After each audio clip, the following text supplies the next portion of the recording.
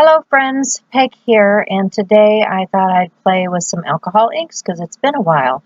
I was going through some things in my craft room and I found some 12 by 12 papers. Well, amongst those 12 by 12 papers, I found this matte coat paper. And, you know, matte coat just means that there's a coating on it. It's not a glossy paper. It's just got a matte coating. And I thought, well, we're going to try that with the alcohol ink and see what it's like because, you know, it's just paper. Didn't think that it was that precious. And if it didn't work out, it didn't work out.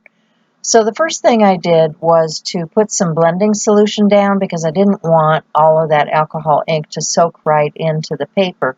You know, one of the things about alcohol ink is they want you to use it on a non-porous surface. Well, the matte paper is coated, which helps it be a bit more non-porous than standard paper. However, it still is porous. So I'm applying some pearlized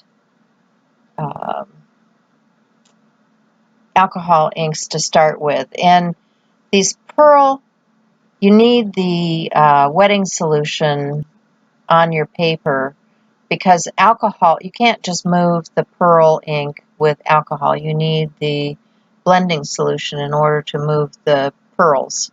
So I put down all that puddle of blending solution and then I added the pearl alcohol inks in that green and yellow tone.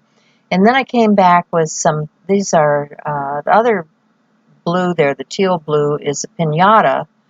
I picked that up from, where was I? Jerry's. I was at Jerry's. Went to Art of the Carolinas, and they had a bunch of pinata alcohol ink on sale. And so I got a set of those. And I'm just getting some 91% alcohol, and I'm going to drop a little bit of that on the page, splatter things around, getting that ink to move. And this is just playtime for me, you know, not sure what I'm going to get because I'm experimenting with this paper. And I'm liking the results. I'm liking what I'm seeing. I'm using a air compressor to move that ink around. I have an air compressor that was for my Copic markers, and it works just fine for moving alcohol ink on a page. So I know Tim sells this tool that you can use. I was never a fan of that because you got to squeeze and squeeze and squeeze. And anybody with arthritis knows that it doesn't work real well for you.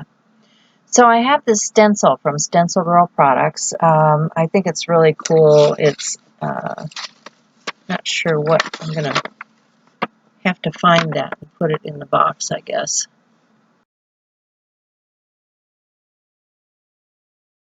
Anyway, this is a mask because it's not really a stencil. It's, you see the open parts on it, and I'm really liking that. I'm going to use some alcohol lift ink. This is another product from Ranger, and I'm going to wet down that ink and see if I can lift some of it. The lifting part does not work as well on this paper as it would from non-porous paper, but I do see the image. I do get some of that, and there is some paint and residue on the stencil because, you know, I use my stencils, but I like the overall effect on this paper and this piece. So I'm just going to continue to work it, playing and seeing what kind of results I can get.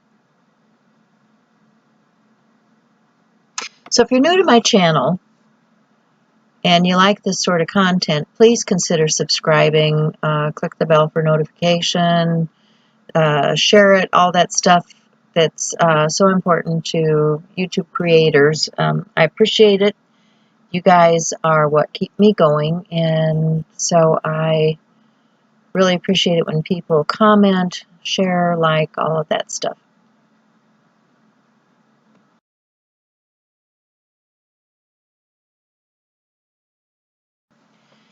So I'm just going to continue mopping around the edge using this applicator. This is an old applicator that I just cut felt pieces for.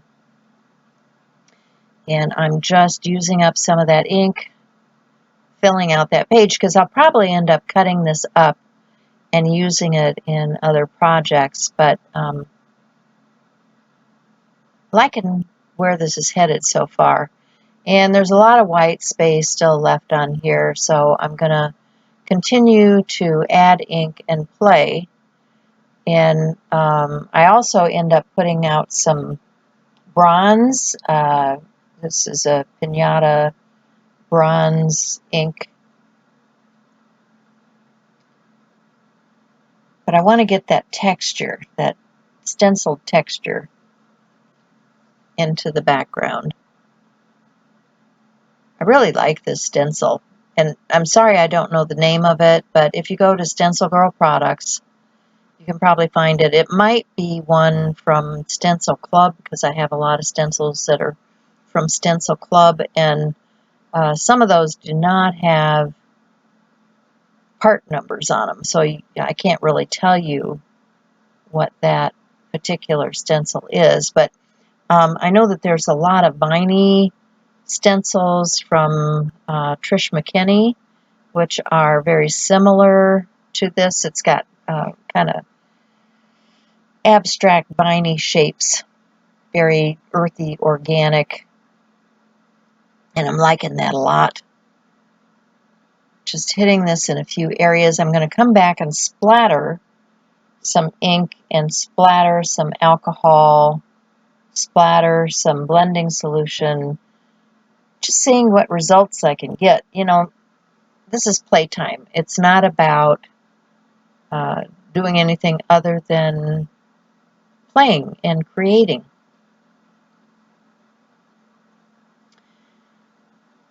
So I'm going to put the lids back on. I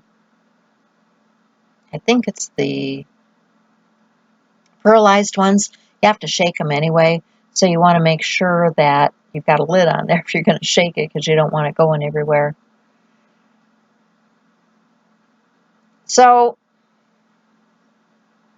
I like this, but I think it needs more. So let's see what else we can do.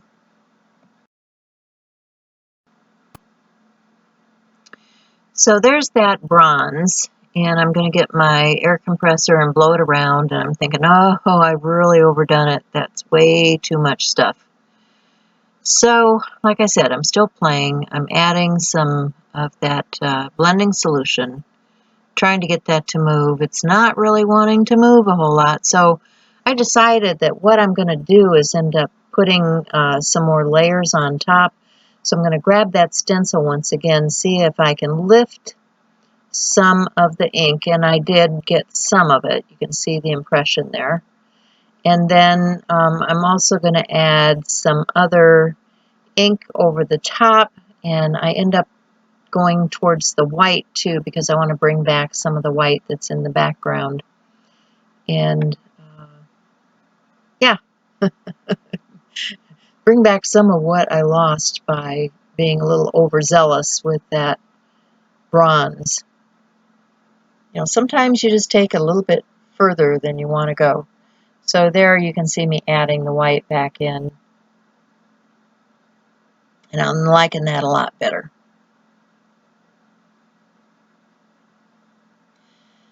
So I'm going to start another piece, and I'm going to change the color palette. I'm also going to speed this up a little bit, because now you've seen my process. I'm just putting the ink down with a lot of blending solution. These are those pearlized ones that I'm starting out with, and they have different names. They're not like color names. They're really different. These are from Ranger, and I use all different kinds of alcohol ink. I have the Pinatas. I have the ones from, what's that company from? Is it Marabou, or it's one of those Australian ones? that I got from Joggles, and I think Joggles is still running a special on some of those. They have a really cool one that has almost like sparkle diamond, what do you call it, glitter in it. So I'm grabbing another stencil. This one happens to be, I think it's called River Rocks from Mary Beth Shaw. It's one of my favorites. I've had it for years. I think it's one of her original designs from way back when. And I'm going to use it over and over again with different layers and different colors. Let me see, is there a number on this? This one is